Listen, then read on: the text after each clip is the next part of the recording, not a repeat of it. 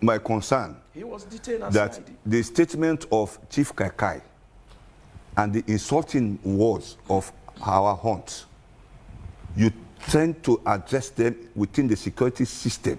Which one is more grievous? I think it's Chief Kaikai. If you look at Chief Kaikai's statement, was so grievous than our Hunt. But Chief Kaikai, according you stated it now, just he was asked to make a public apology. Our Hunt was not asked. She was not asked because she insulted the president, and they are not trying to appease the president and the first lady. And the Chief Kaikai was also appeased because he did not go through what our Hunt has gone through. He was appeased just to make a public apology. That's unfortunate, and it's unrealistic in this country. If you're happy to meet, we are. Clap your hands. If you're happy to meet, we are. Clap your hands. If you're happy to party with, we are. Pay for your ticket. If you're happy to party with, we are. Pay for your ticket. Join us for the iconic dinner and white party. We yard fumble. Any partner the world where you friend yourself. Members say on the 28th of June 2025, all roads, all flights lead to the city of the European Parliament, Strasbourg, right inside France. Outside Riyadh, that's not by Bure and Shengwe Piego host Riyadh iconic dinner and white party.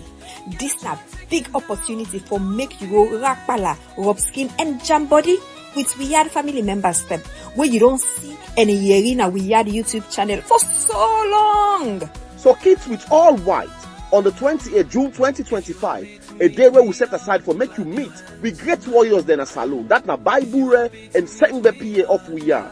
But first, make we show them love and support. Join the Baibure and Sengbe PA healthy ticket sale competition.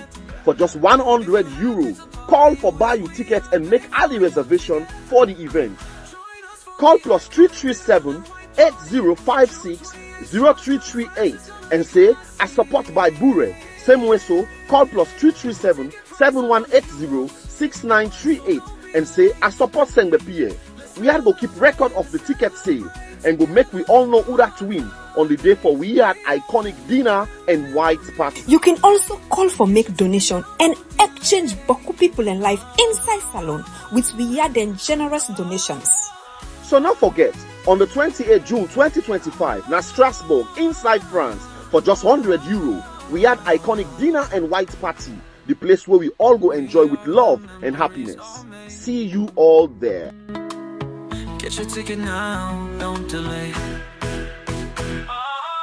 This week of Sierra Leone here on Iwangi Television and Radio. We're broadcasting from our studio at 3 Wesley Street off Bademba Road, Tar Hill, in Freetown, Sierra Leone's capital.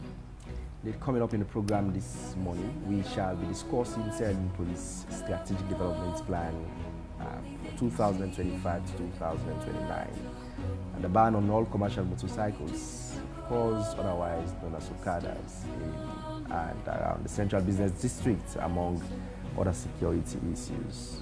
And we would be discussing, the investigation committee set up by the University of Sierra Leone to look into administrative, financial, and procurement irregularities that have been reported that billions are unaccounted for, procurement breaches, and conflict of interest.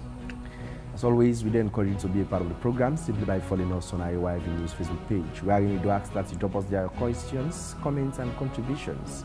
And as we go along, we'll have to go through them. But please ensure those comments, questions, and contributions are tailored as to the issues we discuss in the studios this morning. We'll jump straight into our first segment. So in the first conversation, Sierra Leone Police last week officially launched its Strategic Development Plan SDP for 2025 to 2029, setting forth a comprehensive roadmap to guide its operations over the next 4 years. Now, the plan underscores the SLP's commitment to shifting from a traditional law enforcement model to a more community-focused service dedicated to ensuring peace, security, and progress for Sierra Leone. So this morning, to talk about the Sierra Leone Police Strategic Development Plan and the ban on all commercial motorcycles in and around the Central Business District, among other security issues, In the studio, we have Mohammed Bobsin Senu, Deputy Head of Media, Sierra Leone Police, and Alfonso Gbani, Executive Secretary for Human Rights Defenders Network, Sierra Leone.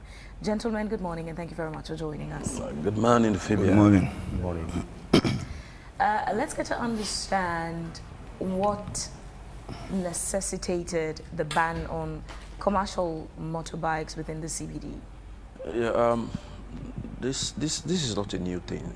It has started for more than 10 to 15 years now. But it's been very inconsistent. But yeah, the sustainability was also another issue. You know, with the help of UNDP, they look at certain things that really has to do with insecurity, of which they organize a national dialogue. This was the dialogue between the bike riders, executives, the police, and the Sierra Leone Road Safety Authorities. They look at some of the things. One, there was not, a kind of a strong bond, you know, among this body. So, they decided to look at this thing to say, what has been the tussle among you guys? So the bike rider explained their own view, the law enforcers equally so explained their own view. So on that note, they were able to come up with 18 resolutions. It was consensus.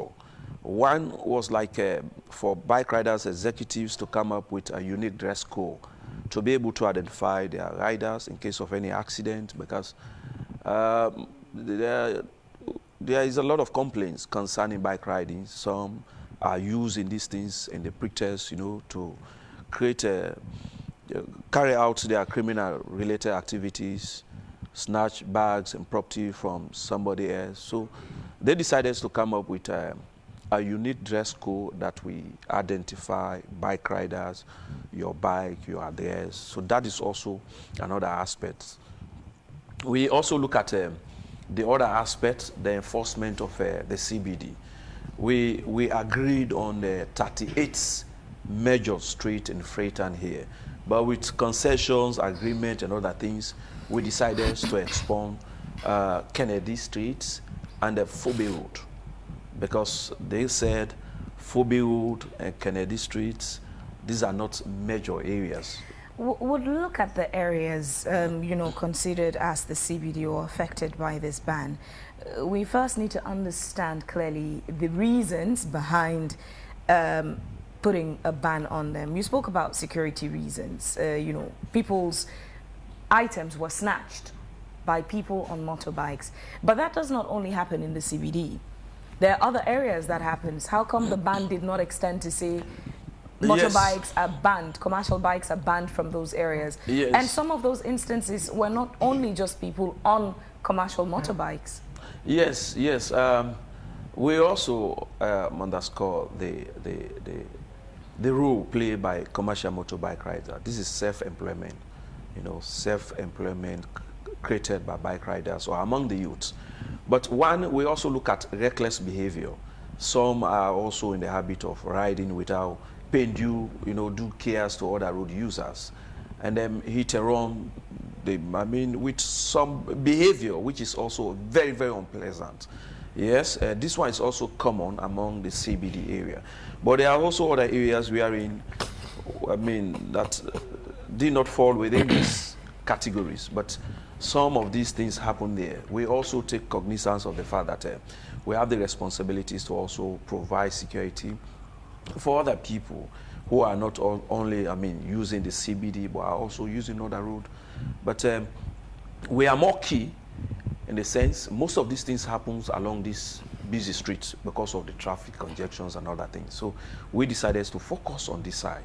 We will also come up again and re-strategize with the help of the bike riders themselves to be able to identify some of these key areas that are also prone to some of these menace. But again, what sort of an hold is politics having in all of this, in these anomalies, or better put, inconsistencies in terms of the ban on motor riders within the CBD? Well, during that national dialogue, what was really discussed clearly has to do with a mutual relationship among these three parties. You know, that is the road cops, the police, and the bike riders. The bike riders, I mean, they were saying that the police and the road cops did not recognize their executives as such. When they are dealing with commercial motorbike riders, even those that get to the police stations or the road cops, they fail to recognize them. And this has been some of the issues. To say, I mean, during politics, people allow them to go, but the police is an entity to ensure that we deliver on our mandate. And our key mandate here is to maintain internal security and fall within our purview. So nobody has the right to, you know, I mean, direct what to do and what not to do. But the problems has been like what others are saying, the sustainability. The sustainability has been like the human face given to some of those bike riders. And it has been very chaotic, the way and manner sometimes in which even our law officers, you know, execute their duties. So we look at all those things during the national dialogue, of which they agree, they sign a communique, how we enforce, what we need to do, what is expected of us, the role and responsibility of the law officers, as well as the role and responsibilities of the bike riders unions as well. So it is consensual this time around. Rest assured, my brother, we are going to maintain sustainability. We'll soon talk on the strategic plan. But again, most times we've noticed that many of the bikes from these riders have been seized by the silent police. What does the police do with them, the bikes that have been seized? Because most times you see you go to now the various stations across the country, you see hundreds of bikes that are parked there. Yeah, well, in accident cases or in normal arrests, when they arrest a bike rider, some fail to show up to the police. Because of the charges that have been levied or what? And if you fail, maybe the reason best knows to them. If you fail to show up, your bike will be kept there. If you show up to the police, they will investigate you, charge you to court. When you get to court, you pay the fine. You come again, they will hand over your bikes to you. But also, we look at certain categories. For instance, if your bike is not licensed and insured, having gone through the court procedure, you must ensure that you license your bike before handing over to you. So these are some of the things. And the other thing here is, if, for instance, I am a bike owner, I've handed the bike to somebody else to ride on my behalf, and the man, was arrested by the police. It is incumbent on me to go there and claim the bike with evidential facts, with all the necessary documents. So if the documents are not available at that time, it is also difficult for police to hand over the bikes to you. Because you are saying, the law says he who alleged must be proved. If I'm saying I own this property, it is incumbent on me to justify the ownership with valid documents. So these are some of the categories. Let's understand the ban. Is it for only commercial motorbike riders or motorbikes generally? Commercial motorbike riders. So private bike owners can ride? Can ride as what? As commercial bike riders? No, again, please listen to the question carefully. Is the ban only for commercial motorbike riders that only they cannot for commercial apply motorbike CBD? riders? So if it's a private-owned bike, there are people in Sierra Leone who own bikes, and you know that. Indeed. So those with private bikes, are they allowed to apply the CBD? They are allowed to apply the CBD with the proper documentations to identify you that, for instance, I'm staff of SLBC or AYV. You understand? So if you are riding your bike, it is incumbent on you to also use the protective crash helmet. Well, yes, that is it. The question was not just for SLBC or... No, for any other workers. Right. So this leads me to, why then do you have police officers with rods, canes, and instruments in their hands to assault?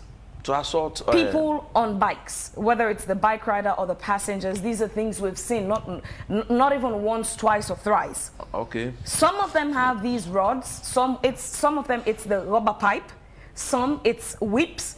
They hold on to these things, and once they see bikes coming, they jump on them to attack them. They start hitting either the bike rider or the passenger.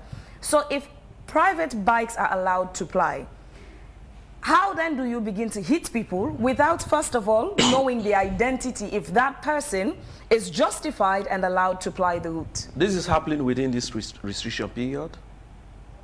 If this is happening within this restriction period from the first on to today's date, is it happening within this period? So you're saying if, even when it happened before, it doesn't count as anything? No, that is why I'm saying. Now, you talk about sustainability. Maybe this has been some of the attitudes of police officers. Is that part of the police enforcement? It's not. It's not. Having something like cane or other things is not part of our dress code. Truncheon, baton is part of our dress code based on the circumstances. That is what I'm saying. So maybe this has been some of the things that we are tabled by the bike riders. When you say maybe, are you saying you or the Sierra Leone police is not aware that some of the police officers on the streets have been using weapons against citizens? I know in your context as men in uniform, weapons may not mean the same as when us civilians would say weapons, but when I say weapon in this context, it's the rods, the canes, and whatever it is they hold to hit it's wrong. The passengers and the bike riders. Are you saying you're not aware, the Sierra Leone police is not aware that this has been happening? No. As long as people are saying about it, I have no right to deny it. It must have happened. You understand? But it is wrong. These are issues we also investigate police officers for. It's not part of our dress code. And you have no right as police officers to assault anybody. That is not your mandate. Your mandate is to enforce the law. And enforcing the law is clear. You understand? It's clear. I really want to believe this would have been part of some of the complaints tabled by the bike rider executive during the national dialogue. And now look at these things, we go to the drawing board, we look at, these are management information to also investigate and prosecute police officers who go against some of those ethics. How will the police respond to allegations of them using bikes from riders that were seized over time? Well, we investigate you. If, for instance, you arrest a motorbike. Again, I ask, how will you respond to allegations? There has been allegations from the public, many bike riders who say most of the bikes that have been seized by the police are now used by the police themselves. No, it's wrong. It's wrong. If you have anybody that your bike was seized by a police officer is now used by another police officer, you report to CDID. We investigate you, prosecute you in accordance with the law. It's wrong. Only the court that has the right to say this matter or this property has been, confiscated and must be used by this X, Y, and Z. No, but nobody has that right to do so. Alphonsus, once again, welcome to the program. You've listened very carefully. Before we talk on the strategic plan, what will you say with regards the current ban on riders across the CBD? Is the measure one that is welcoming? Well, let's look at it maybe from 2 or 3 different perspectives. Although the officer here suggested the ban was specifically based on security situation. And I think we have to go beyond the aspect of security. It's not only because bike riders or their pillows that they are carriers, the passengers they walk along with, do interfere with passerbys, their properties or whatsoever. But you also have to look at it from the human rights point of view. You also have to look at it from the economic point of view. So we have to look at the security, the human rights, and the economic perspective. So if we take the security perspective, which he has already explained, one could say probably that could not be the reason why to ban, because if you're only banning within selected streets, exposing other streets and other areas, which means those communities and those areas don't need security protection. So that, I think, it could be unrealistic. If we are looking at it from the human rights perspective, we will also take cognizance of what he mentioned, and to which some of us also subscribe, the lawlessness and indiscipline of some of these bike riders. And we know for sure that a number of accidents, road accidents, the killing of people, has occurred because of reckless driving of these bike riders, which we can also understand from the human rights perspective, that if the central business district is so crowded that if you have a number of bikes coming in, it will create harm on the citizens, then that one could be justifiable. And it's not only the central business district in Freetown, even in all other districts where you have a number of people. When I go to Makeni, for bike riders to even give you access to cross, you have to spend time. They don't even have the courtesy to realize that people want to cross or let them stop. They don't stop. So if we are looking at it from that point of view, we will say there is some justifiable reasons. Now, on the economic side, when we take again on the economic side, these people are self-employed.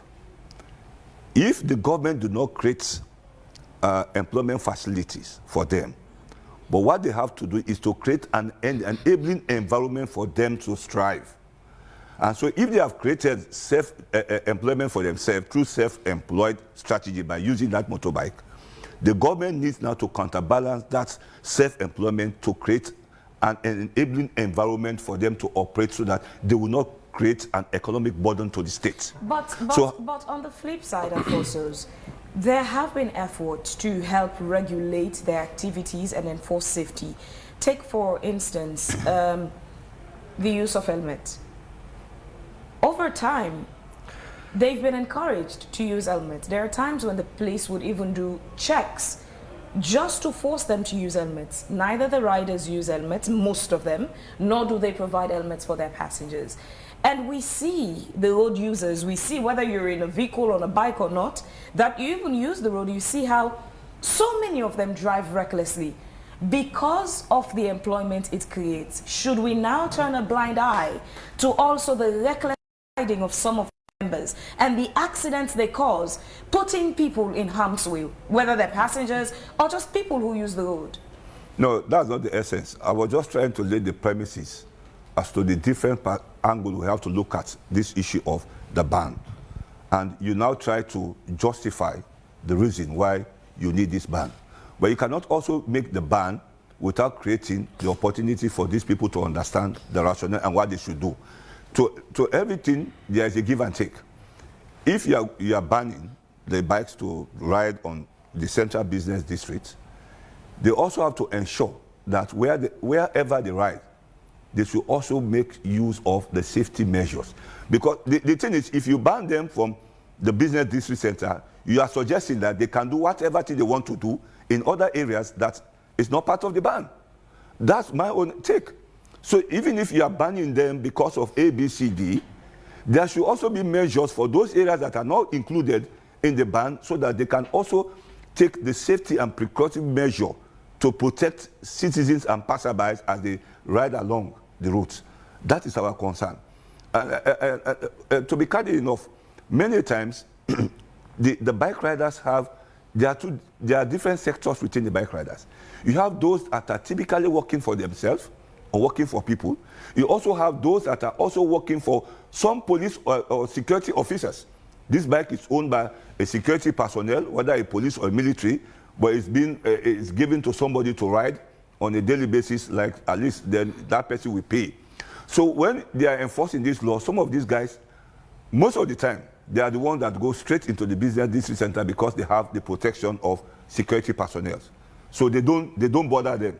It's those that don't have the connection, many times have been arrested or chased. And we are discussing the issue of using chontons or skeins or what. There were some time that police officers were using spikes that have nails. And it's not part of the operation. I'm surprised that he's suggesting that it was not part of the operation. But it was done broad daylight, sending spikes in front of motorbikes, and you have a passenger behind. That was dangerous. But yet, they were justifying that these people are stubborn, they are troublesome, so we need to chase them. But that you cannot use, two wrongs cannot make one right. So while the police officers were also violating the rights of even the bike riders and those passengers, the bike riders were also committing a crime. So the two wrongs will not make one right. So I think why they have, maybe we are happy that they have this national dialogue, but they should also go beyond just the bike riders, also engaging communities. I think it will also help. And it is not only bike riders executive. And if the police can also go beyond not only policing the streets or policing the bike rider, but also engaging the bike rider, because most of these bike riders, because they are self-employed, they do not go through, how do you call it, training programs for riding motorbikes. So they don't even know traffic rules, they don't even know traffic signs. So police also have to take the bull by its horn to be engaging these guys in their various localities to discuss road traffic signs. But that is missing. Is that the responsibility of the Sierra Leone police? If that's the responsibility of the Sierra Leone police? To teach the bike riders on road usage, is that the responsibility of the Sierra Leone police? It's a responsibility of the Sierra Leone police, because Sierra Leone police is not only to go after those that commit crimes, they also have to prevent crime. If by preventing crime is to conduct community awareness education, if that's the role of that the is Sierra Leone also police, then responsibility. what's the role of the Sierra Leone Road Safety Authority, SLRSA? I'm just talking about Sierra Leone police. We have the Sierra Leone police that are traffic officers. So they can work together, the Sierra Leone police, those that are in the traffic division, with the road Sierra Leone Roads Authority together to engage the bike, because they are all controlling traffic. You have this traffic warden that are also there controlling traffic. You have the traffic police that are also controlling traffic. So it's a responsibility of these two sectors to be engaging these bike riders so that they understand the road traffic rules and regulations. Let's go back to the police. At this juncture, help the public get a glimpse as to what's in the strategic plan for 2025 to 2029. Yes, before coming to the strategic plan, let me just help people understand one of these things. He's talking about using spy. These were all some of the complaints that were tabled. And these against the police? Yeah, okay. The law enforcers. And these were also some of the things that really, impeded the effective implementation of these things. You understand? Loss of life because of the way and manner in which. But as we are talking about transiting from force to service, we dialogue is policing by consent. So we catalog all those things. Now we started, it was 2024. A lot of engagement, nationwide dialogue, nationwide sensitization, with the help of the bike riders themselves. So that is why you go out there, you see the level of compliance is very, very much encouraging. You understand? On Monday, 21 police officers were arrested. They were not commercial motorbike riders.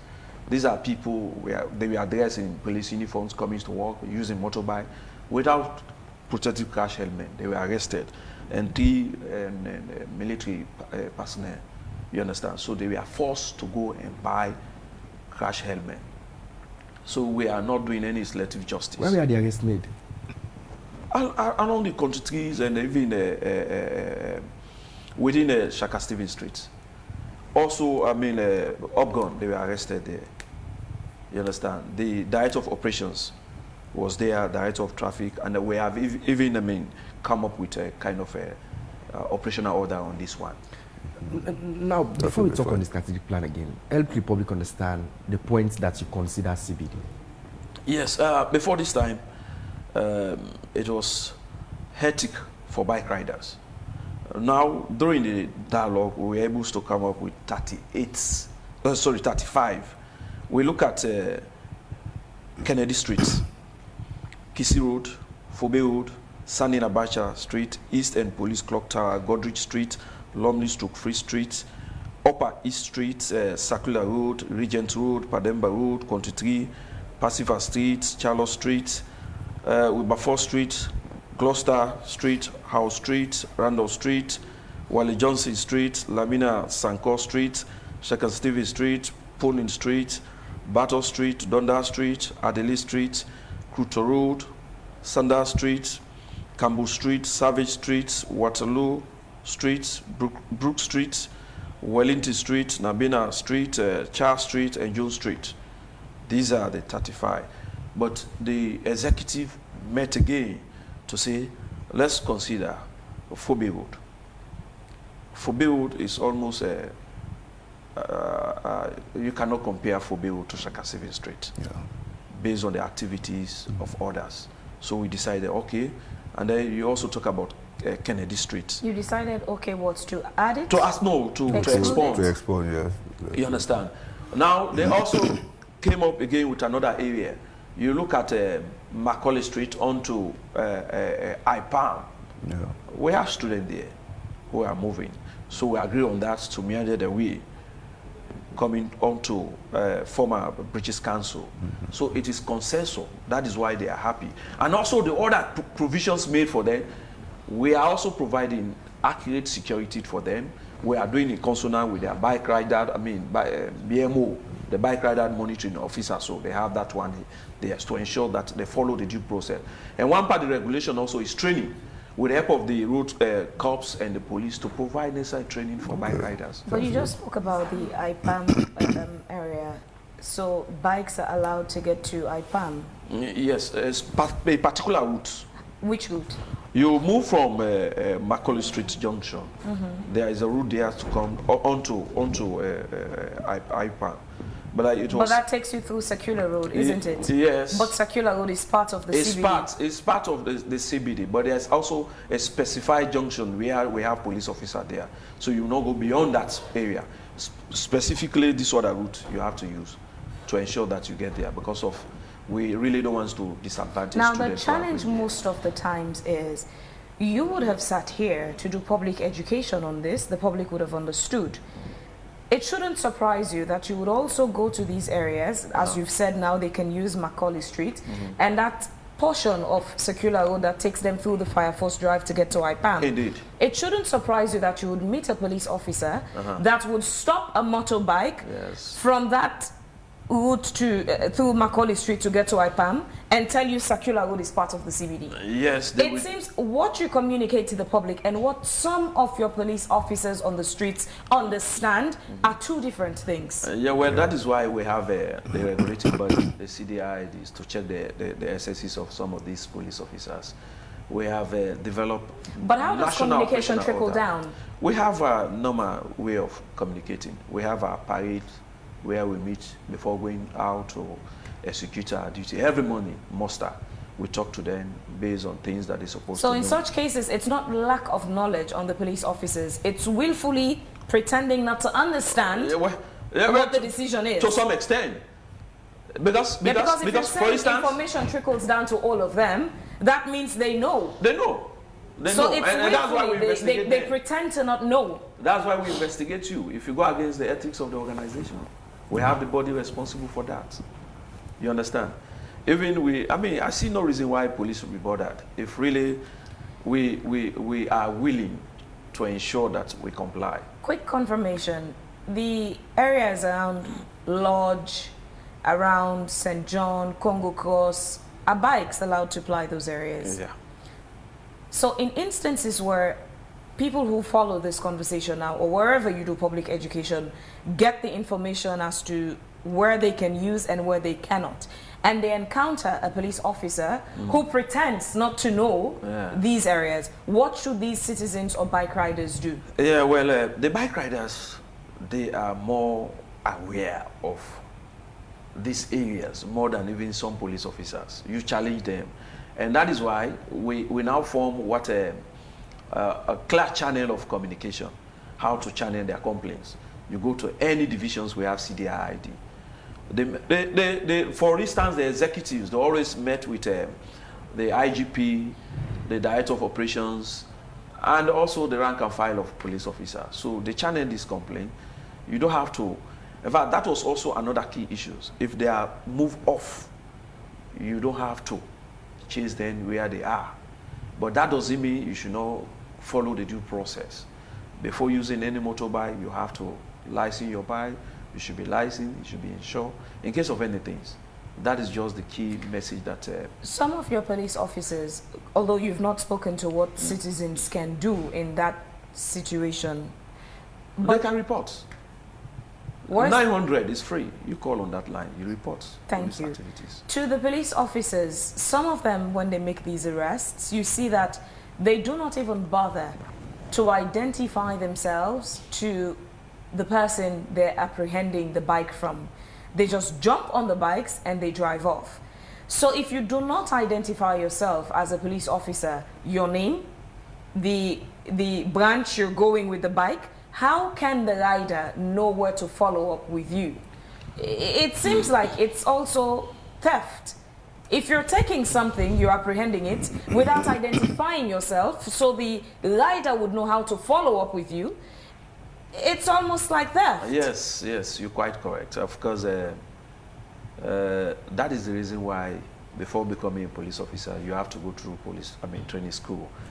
There, you learn the basic routine. Arresting you, I have to identify myself to you. I'm so from so. That is a normal routine. And these are also, this has been like the practice we are in. Some criminals use this as an advantage to also, meander the way and get away with somebody else's motorbike. But with continuous engagement and, sensitizations with traffic departments, we are now trying to bring in sanity. We are in, the IGP was here telling you, if we have complaint against police officers, we'll move you from traffic to CID, or move you from traffic to non-uniform branch. You understand? So these are some of the measures put in place to ensure that we weed out those we think they are also, bad police officers in the SRP. Yeah. One new bad habit by traffic police officers, they will just stop vehicles just to say hello and have a chit chat. They don't understand on what clock that person is on, whether the person is running late for an appointment, whether you're busy. They stop you not to search, just to exchange greetings and dish compliments, and sometimes they go to the extent and ask you for lunch. How can citizens help police the police? Has it done that to you? It's also wrong. If that has happened, it's wrong. Your role there as traffic police or any other police officer, at interceptions, is to maintain free flow of traffic. If I intercept you, I have to tell you the reason. For instance, to check if your vehicle is licensed, insured, all of those stuff. But going beyond that, no, it's unethical. It's professional misconduct. Yeah. You have to report that police officers. And that is why all police officers, you look at my name, I have my name tag. And even those with the other emblems to identify them on the street there, they have name tags. You ask them.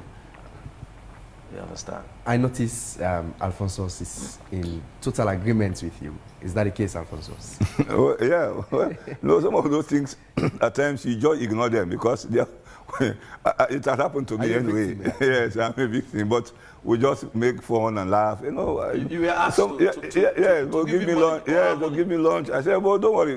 They don't make fun. It was not like, it was not like what they stop you. Well, how are you? How are things? Well, we are doing this job. Well, don't forget, at least you can let me have water. That was just a gentleman's. It was not like, if it was like done in a forceful way, then I think I could have suggested the contrary. But do you find that okay? No, I'm not saying it is okay, but it's like making fun and jokes, you extend that jokes, then it has happened to me anyway. That's why I was just laughing, I witnessed that. But those are also isolated cases. That you cannot generalize. Policing is very difficult because we have more than 4, 7, 8, 14,000, taking somebody just from different background, it's for change that person is a gradual process anyway. It's not automatic, but we are doing our level best to ensure that sometimes you just ignore. So now, are you ready to talk on the strategic plan? I'm willing. Good. So just help the public get a snippet of what's there. Yeah, the strategic development plan. This is a document we prepare after every 4 years. The previous one was 2020 to 2024. It's a comprehensive framework, that outlined the SLP long-term development plan. We have the directorate that is responsible for the development of this document. This one, we bring in key experts from within the police. We have AIG Sylvester Kuruman was part of the team. We also have Commissioner Ishmael Kita that also supported the dietary departments to develop this document.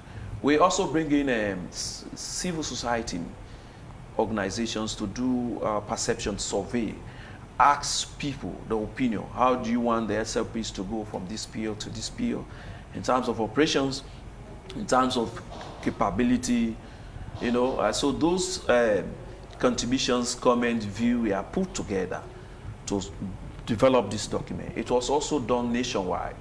You know, we also, I mean, after the nationwide tour, we validated, bringing paramount chief representative, key stakeholders, civil society organizations to look at their view, their comment, their contributions, how it was tailored.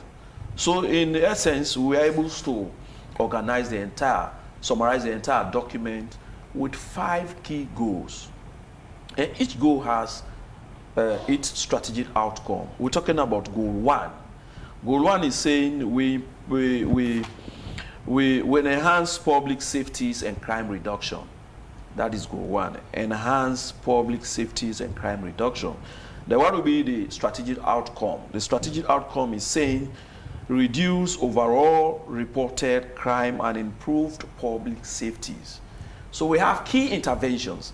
That is what we need to do to ensure we achieve on this one, right? Goal 2 is saying enhance community policing. Goal 2, we are to enhance community policing from 2025 to 2029. The strategic outcome of this will increase public confidence and support. So we also have key interventions that are things that we need to do to achieve this one. We're talking about goal 3. Goal 3 is to improve professionalism, accountability, and transparency. That is goal 3. The outcome of this, we have the police that will be trusted by the people if we improve on with professionalism. We're talking about goal 4. Goal 4 says we promote innovation and the use of the ICT. What will be the outcome? You will see the police as a technology-driven organization. That is goal 4. Goal 5 is saying we improve condition of service for our personnel. That is goal 5. What will be the outcome?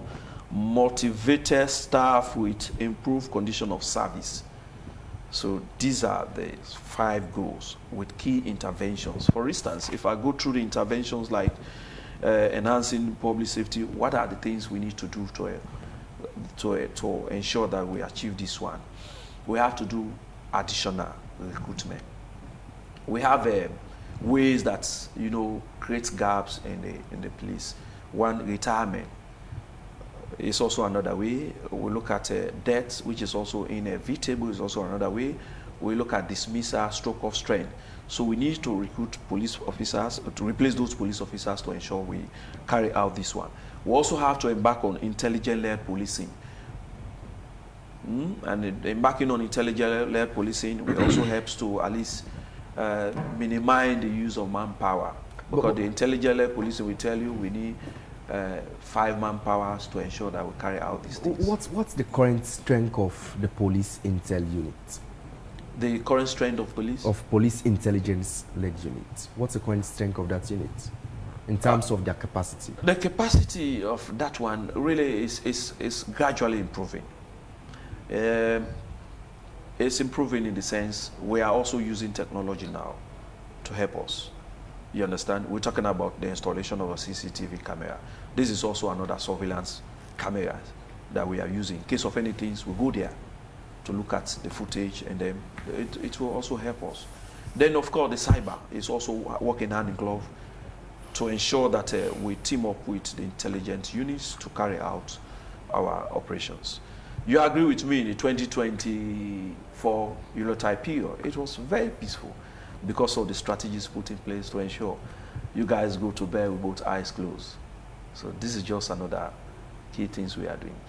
And these strategic plans also focus on helping the police to transit from force to service. And it's also in line with a key long-term, mid-term development plan of the government of Sierra Leone. Because if we are talking about the full security, we play a key role there. We provide security for strategic infrastructure areas. Farmers, if any, I mean, there is any thefts with fertilizer or other things, where do you go to the police to investigate? We ensure that we carry out speedy investigation regarding these things. You just spoke of cyber, which draws us to the press release, which we saw yesterday from the Sierra Leone police. The blanket press release inviting the former flag bearer of the APC. It was not press release. Okay, that was what? It was an invitation. Invitation. It was an invitation. Okay, okay. So let's say the invitation that was issued out by the Sierra Leone police inviting the former flag bearer of the APC to the Sierra Leone police. Help the public understand, because the release doesn't mention as to the reasons, reasons for his reasons for his invite. No, it's clear. It's clear. It's stated there. Yeah. It's stated there. So then, help the public understand what's the reason. Well, I will dissect on this one or digress on it. When he honored the invitations, he was supposed to report yesterday, but he did not, according to his lawyer. So on Thursday, we are waiting. So from the interview and his response, I will be able to at least tell the general public the outcome and what really, I mean, the issues that they were looking at. Yeah, I think the invite is dealing with social media post suggesting, because it's stated in the invitation that he, at a particular point on an audio, he was suggesting that he's the president-elect, according to the police invitation. That's going through the video. They have seen that he has done that, and in another video, like they are welcoming him as a president at the claim. So they want him to go and clarify or certify what he was trying to maybe achieve or whatever. I don't know. How does the police come in to start investigations on activities that go on the social media? Is it only when you get reports, or do you also sit and without an individual making a report, you take up these activities? No, well, these investigations. Well, the IGP said about open source.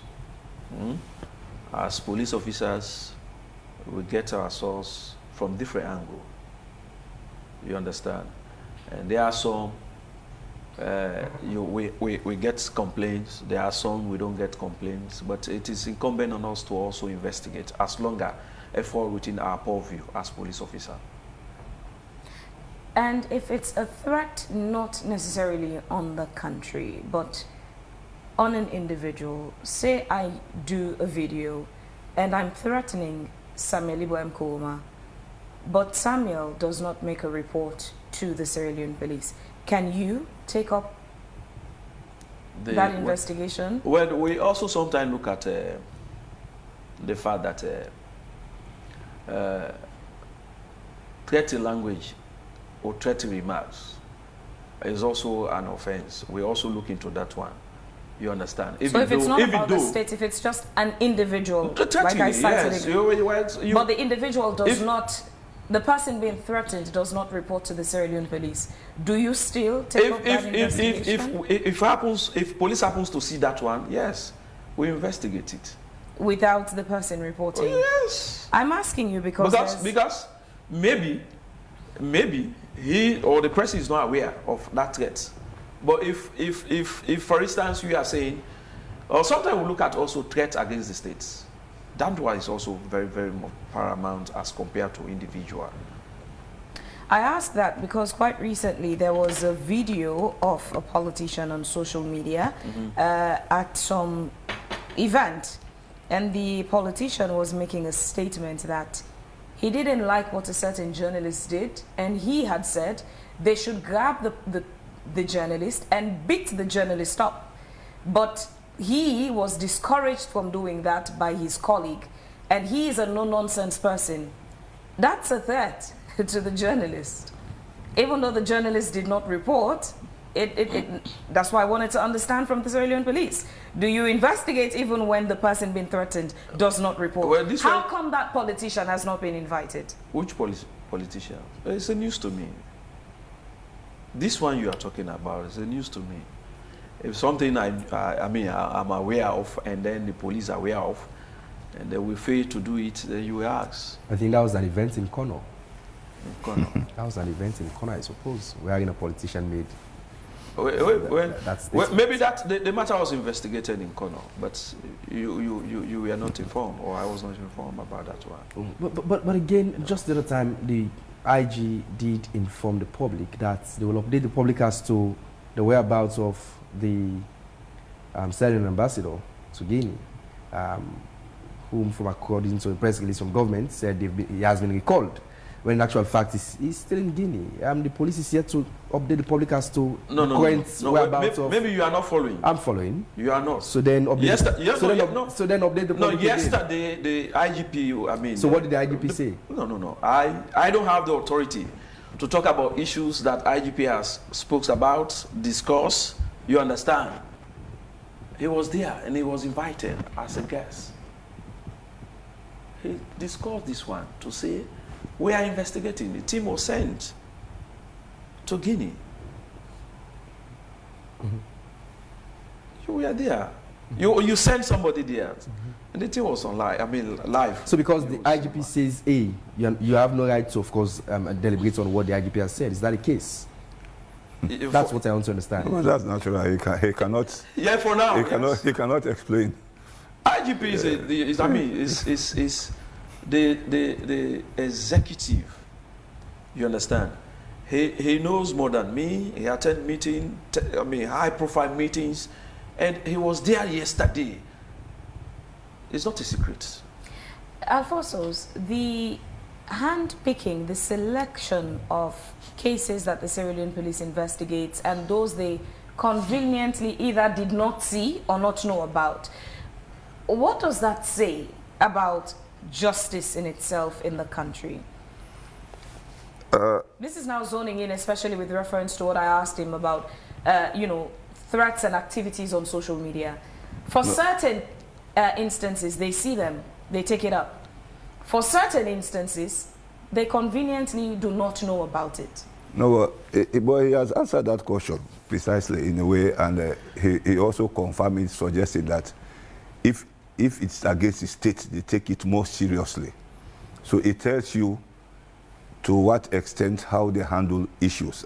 And that's the area probably we'll be looking at when they have launched this strategic plan, transforming themselves from police force to police service. Because many times the police is seen as a police seen as a regime police. For now, it is SLPP that is in power. So whatever the conduct of the police is within the SLPP ambit. So we refer to them as regime police. If they want to move from that aspect of regime police to community policing, we may now see their approach different. So you are not going to say you are paying premium on issues that threat to come that affects the state. What about the citizens that constitute the state? Security, you cannot balance security. You cannot weigh. Everybody has the right to security. For the state, we can understand like the presidency because he's the first gentleman. He needs maximum security. But protection, everybody deserves an equal protection within the state. And so we are yet to see how the police really transform themselves. Because it's not me removing this coat that will make my identity change. It is me that put on the coat needs to change.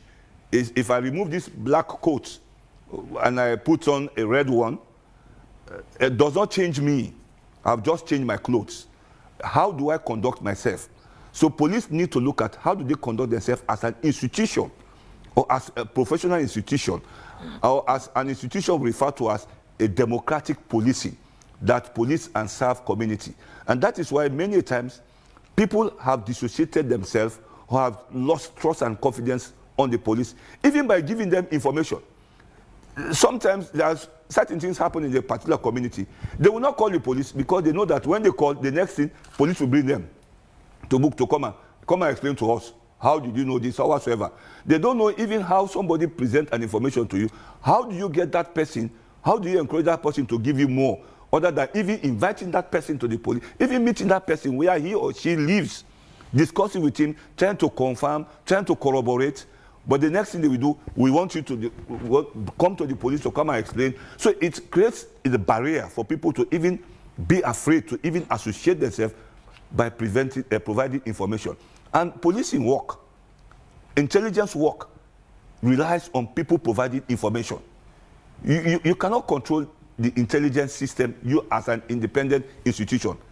Even the police themselves as an institution cannot manage the intelligence situation in the country. They have to work with ONS, they have to work with other sectors, the military, all other sectors that deals with intelligence communications. That tells you that you are trying to work on intelligence in a collective manner, but you cannot handle the security of the state.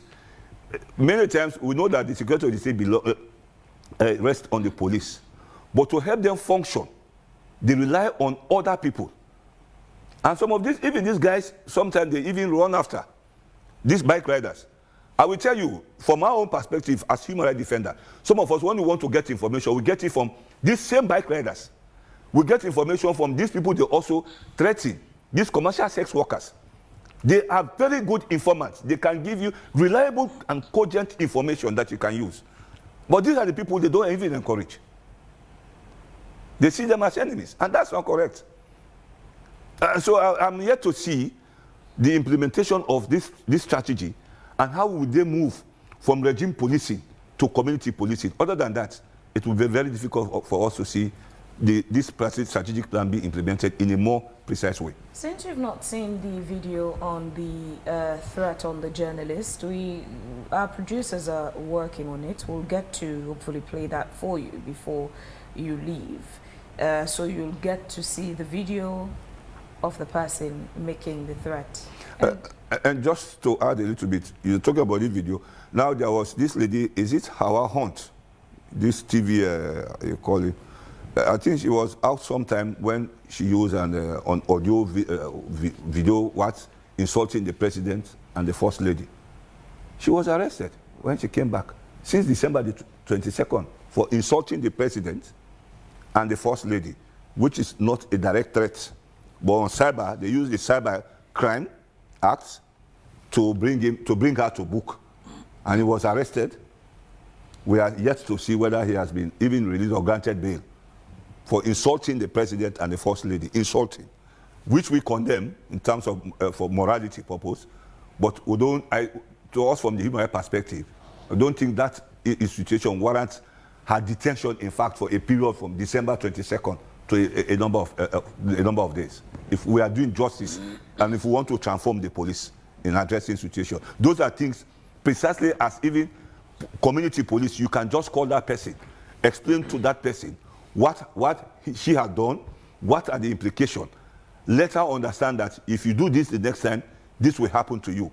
But just to satisfy the president and the first lady, I think that was really unfortunate. Do you want to speak to that? You cannot really satisfy the president or the first lady. Also have in mind that still on cyber, from videos on social media, there was a man who conveniently spoke about a 3-point-something million budget for war, that it's very easy to bring war to Sierra Leone.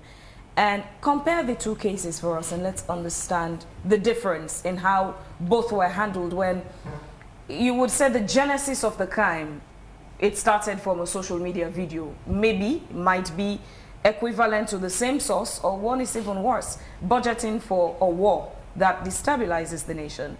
Let's understand the dynamics between the two cases. Yeah, before going there, let me just clarify on a few things with regards to his view or opinion. When he's saying people lost trust in the police, there are parameters you look at. One, if people lost trust in the police, mob justice will be the order of the day. People will not go to police and report matters. Police will not charge case to courts. Police will not secure convictions at court level. You understand? These are the parameters you also look at. If indeed people lost trust in the police, nobody will go to police stations. You will see mob justice on the increase. There is saying we'll pay more attention to state. No.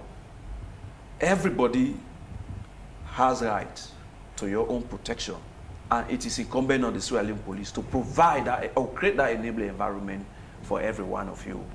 to ensure that we secure your own, protection.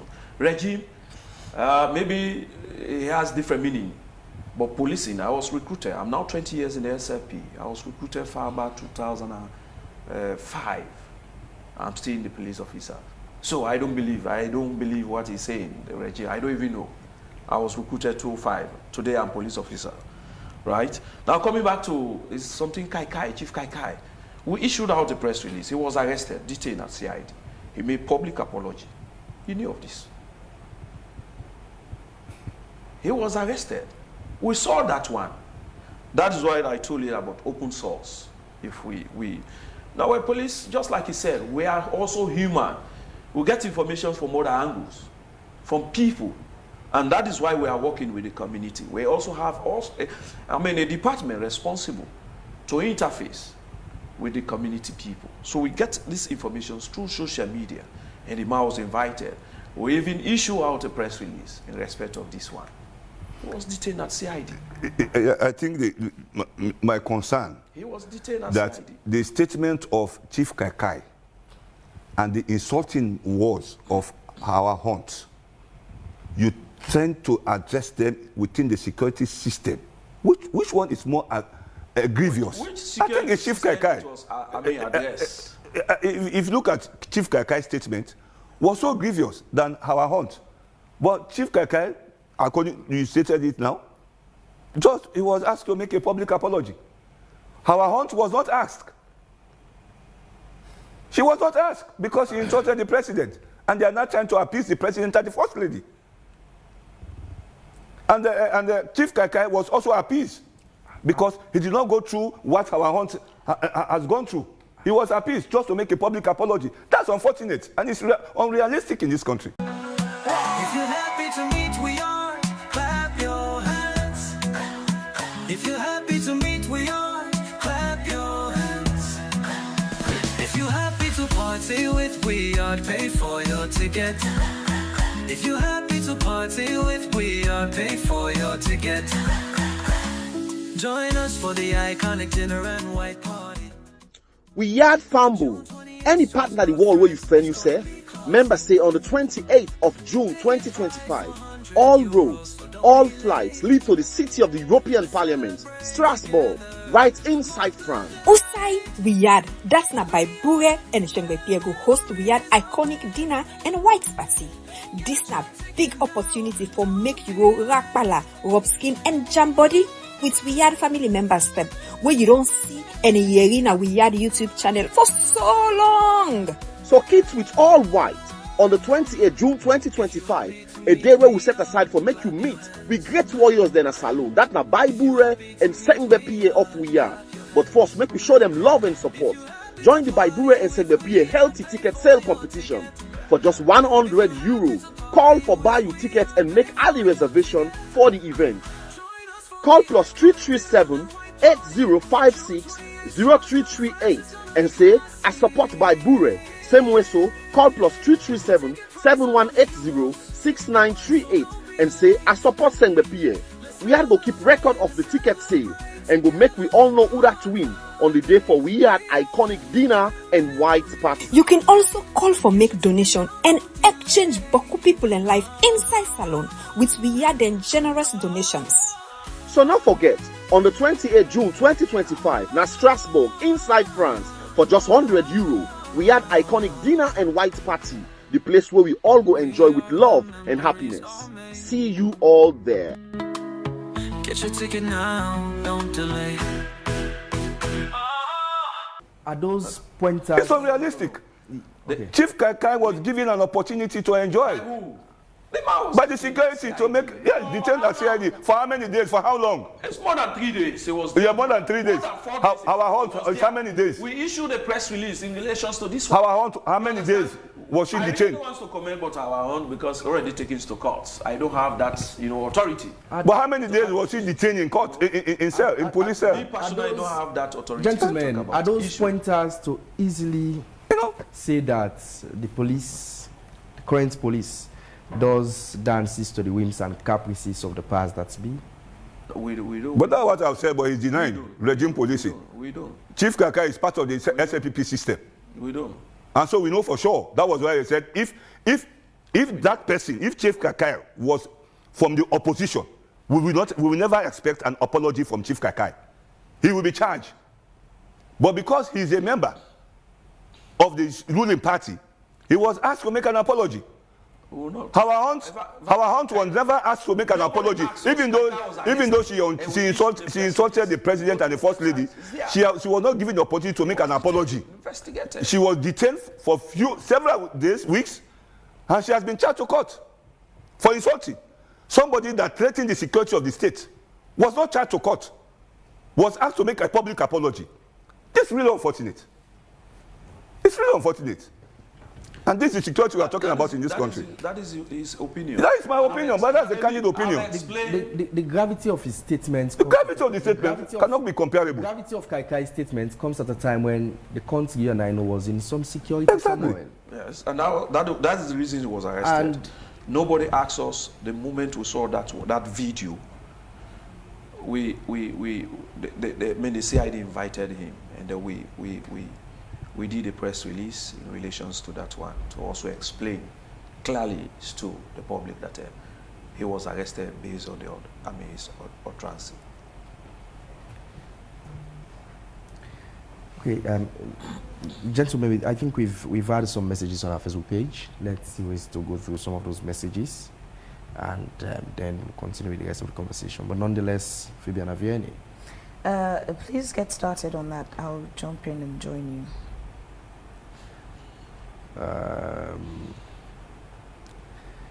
Okay.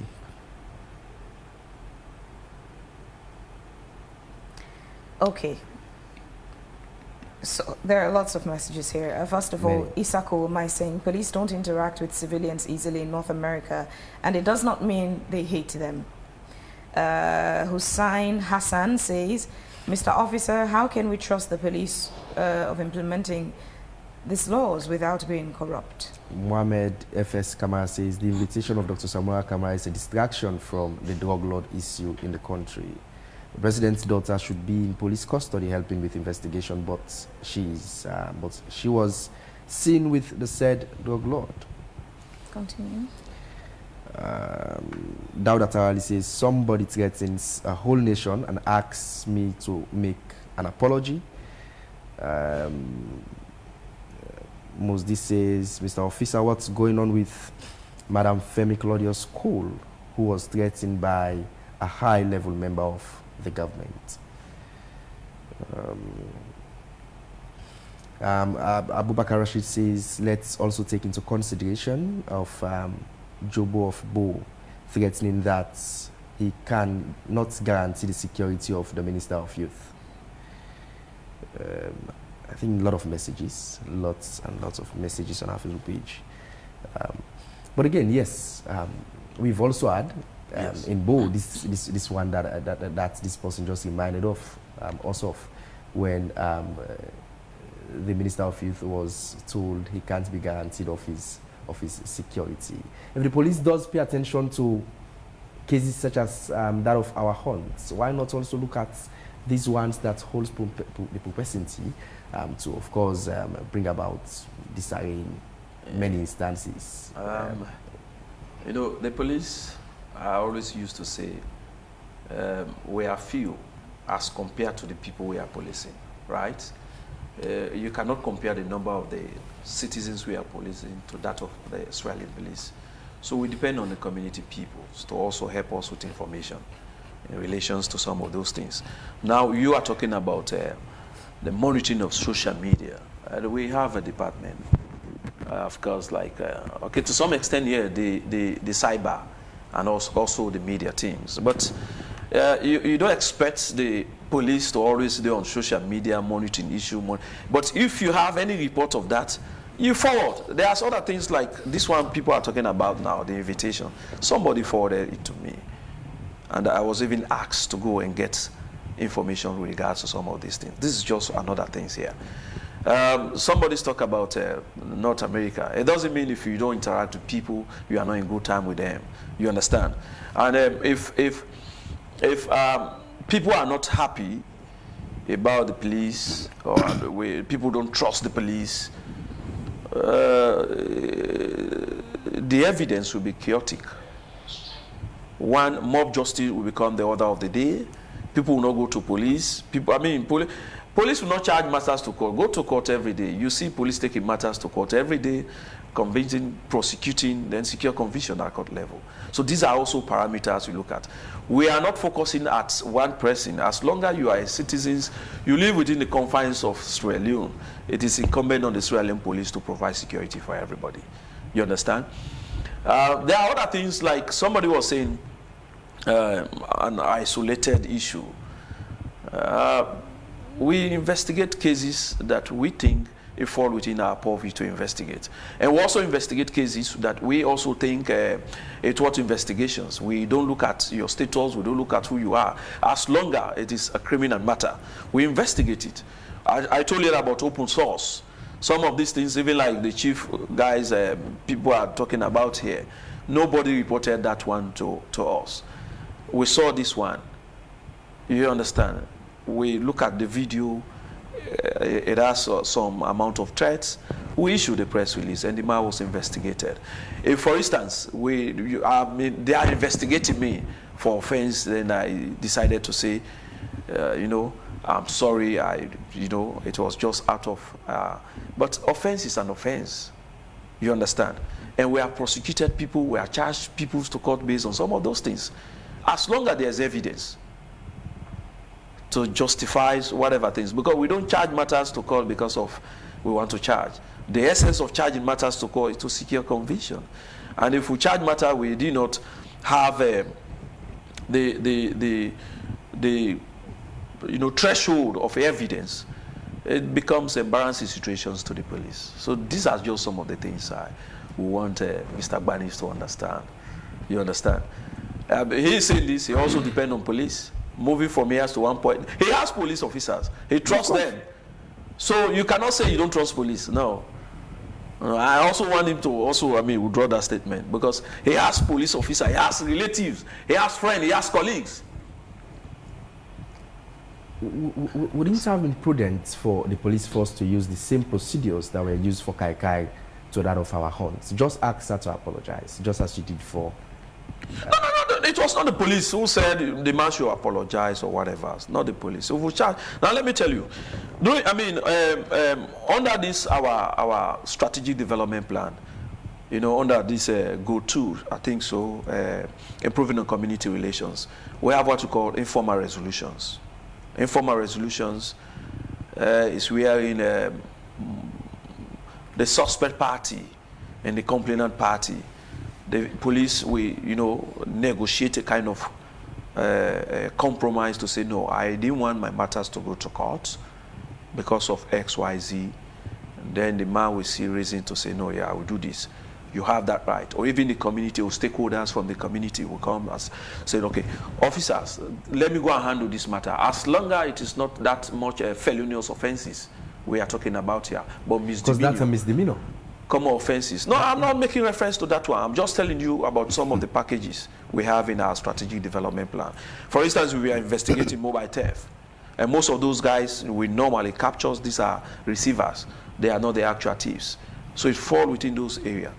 We don't force things, but if you negotiate that one to say, we want these ones to happen, because it's policing by consent. Another text I was saying, Dr. Samuel's invitation is a distraction tactics from the drug issue in country. That the president daughter was seen with yours, and so he must also have been in police nets to answer questions. This one was also clearly explained yesterday. You understand? The identity of somebody else. And the open source, we start our investigations depending on what we have, on what we get from communities or from people you feel you have valued information relating to the investigation we are doing. To say it's just a kind of distraction. This will be explained after he honored the invitations. Based on his response and the questioning, we will not tell the general public the outcome of that invitation. Yeah, I think probably my brother tried to misunderstand my statement. And you decided to go now on the street to make a public perception survey on how the people Yes. talk about the police.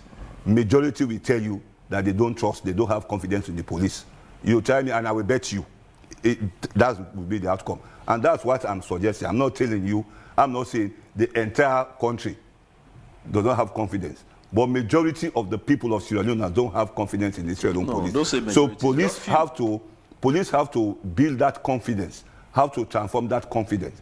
And it's very clear. To be candid enough, I hail from two ruling houses. From the north, the Munus family, and the south, the Gbanis family. Chieftaincy houses. Well, we have respect for leadership. And I will also condemn the use of abusive languages or whatsoever on either leader or chieftains or whatsoever. But if you look at the issue, the case of our hunt, because that's my take, you compare it to Chief Kaikai's statement against the state. You cannot compare those two things. So I don't see any reason why police should charge that matter, our hunt case, to court. And if it's the president that took the matter to court, the president and the first lady to the police, reported the matter to the police, because the thing involved the president and the first lady.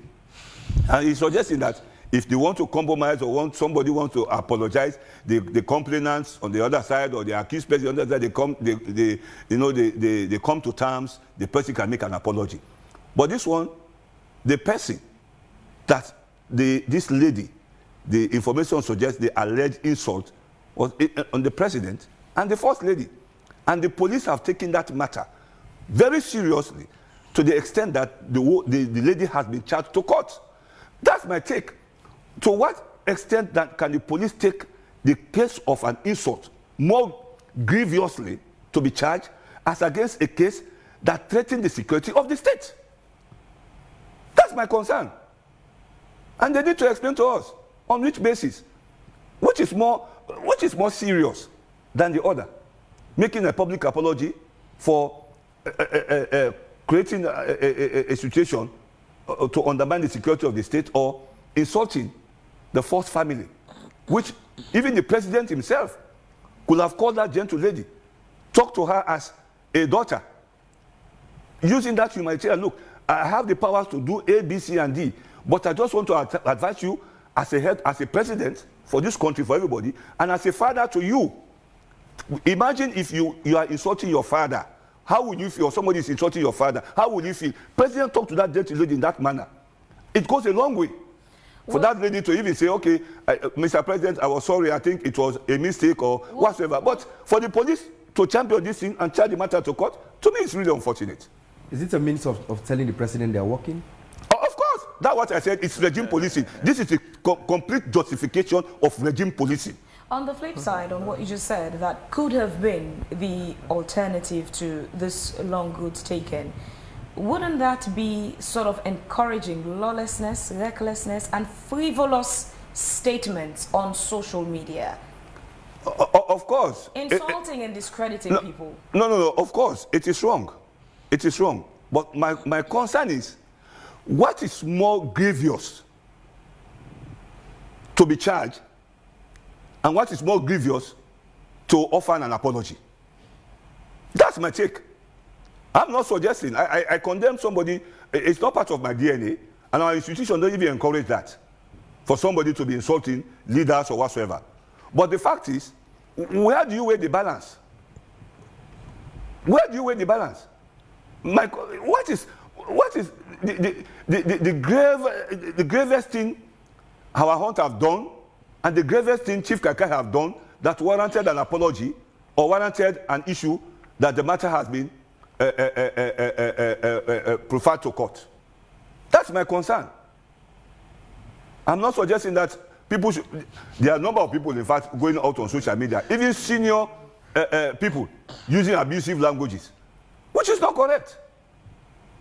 It's not correct, and that's the way we are abusing social media. Social media should have been a very good platform to inform. If police are doing bad, I notice that, I send it on social media. It spread. So it makes police to have checks and balance, but not to go out there and insult or attack, do all sorts of things. The essence is to communicate so that people have so that we have a spontaneous action or an urgent action to a particular situation or crisis. That's the essence. So nobody is suggesting, not even me suggesting, that people should go out there insulting heads of state or whatever. But my concern is I'm just comparing the two cases. Which one should have been more better to be charged to court, and which one should have been better to offer an apology?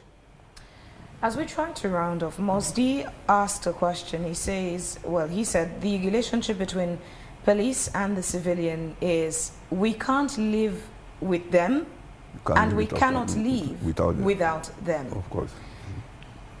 Quite an interesting relationship. It is there. Indeed. But now that there are trust issues with certain citizens and the police, to the civilians who do not trust the police, what can you say to them? That is why we have the community relations department. For instance, the transitions is more on community engagement. Our mandate remains the same, but the method of which we execute our duties is going to be changed. The approach is going to be more of people-centered policing. So that will also help the communities to understand that they are part of the document. This is the view of the people. They will also understand that they are part of policing. We create the enabling environment, sit together, identify issues affecting their safeties and security within their community and come up with solutions to solve. So by creating that platform, we also help to win their mind with a few people who they think, they have a few bitter experience with policing. We'll realize that, policing you used to know in those days, not policing today. It's a gradual process. Thank you very much, Hafiz Oswani and Obsin, for being a part of this program this morning to have this conversation. We were relying on our production team to put that video. Even though we've rounded up this conversation, once the video is ready, we would still get to play it in the program. And I am sure you can be able to follow wherever you are using even our Facebook. You send to me, I will cross-check from Connor or the LUCs to tell me what was really the status of that issue. Thank you very much. Well, the video is available now. Let's just quickly take a look at this video. So I tell you when Mr. say that journalist say I want to know the bit I talk radical. Mr. say left hand they will shame, and by the special grace of God they will shame. Bumper they will shame. This one will be fixer. On this township road, 2 weeks ago, I tell the team, are very, very proactive. I have a legacy. As chairman of SNPP, I will take development, bring account to people there. This road will call the SNRA team when they measure the place. Woman in the car.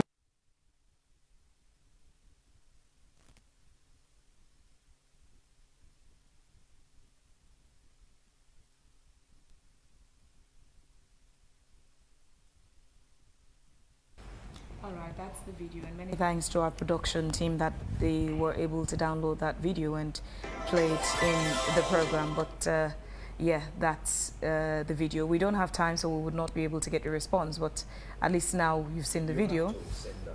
I will do a follow-up on it. All right, thank you very much. Pleasure. We're taking a quick break, and when we come back, we'll continue the second and final segment of the program. This is Wake Up Sierra Leone. Please stay with us. If you're happy to meet, we are. Clap your hands. If you're happy to meet, we are. Clap your hands. If you're happy to party with, we are. Pay for your ticket. If you're happy to party with, we are. Pay for your ticket. Join us for the iconic dinner and white party. We yard fumble. Any partner the world where you find yourself. Members say on the 28th of June 2025, all roads, all flights lead to the city of the European Parliament, Strasbourg, right inside France. Usai Riyadh, that's not by Bure and Shengbe Piego host Riyadh iconic dinner and white party. This na big opportunity for make you go rakpala, rub skin and jam body with Riyadh family members them, where you don't see any year in a Riyadh YouTube channel for so long. So kids with all white on the 28th June 2025, a day where we set aside for make you meet with great warriors then a salon. That na Bible and Sengbe PA of we are.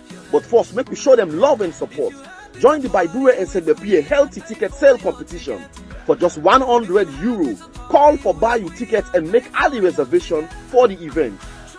Call plus 337 8056 0338 and say I support Baibure. Same way so, call plus 337 7180 6938 and say I support Sengbepie. We are going to keep record of the ticket sale and go make we all know who that win on the day for we had iconic dinner and white party. You can also call for make donation and exchange Boku people and life inside salon with weird and generous donations. So not forget, on the 28th June 2025, na Strasbourg inside France for just €100, we had iconic dinner and white party, the place where we all go enjoy with love and happiness. See you all there. Get your ticket now, don't delay.